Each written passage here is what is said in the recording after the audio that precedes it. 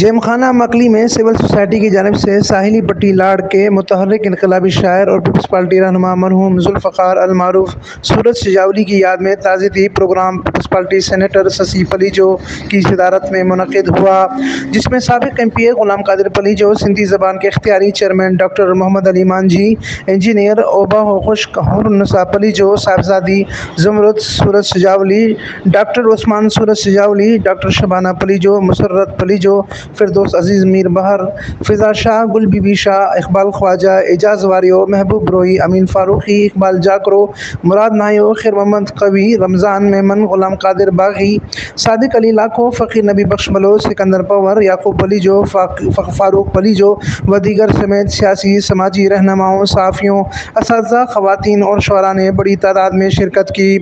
تقریب سے خطاب کرتے ہوئے سابق سینیٹر ششی پلیجو نے کہا کہ سورج فیملی کی خدمات کو ہمیشہ یاد رکھا جائے گا۔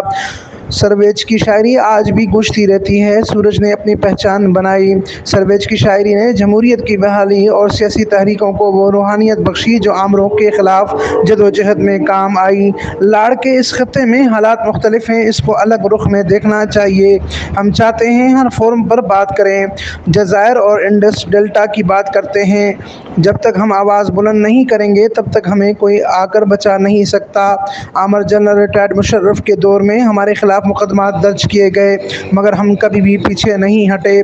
سندھ کے حقوق کی بات کرنا نہیں بھولے۔ سرویج فیملی نے مشکل دور میں ساتھ دیا اور ہم نے بھی ان کو بھلایا نہیں۔ تقریب سے عوامی تحریک کی مرکزی نائب صدر حورالنساء پلیجو نے خطاب کرتے ہوئے کہا کہ سندھ کے لوگوں نے ہمیشہ جدوجہد کی، مگر حکومتوں کے اپنے طور طریقے ہوتے ہیں۔ جو لوگ اپنی زندگیاں گنوا دیتے ہیں ان کو بھول جاتے ہیں۔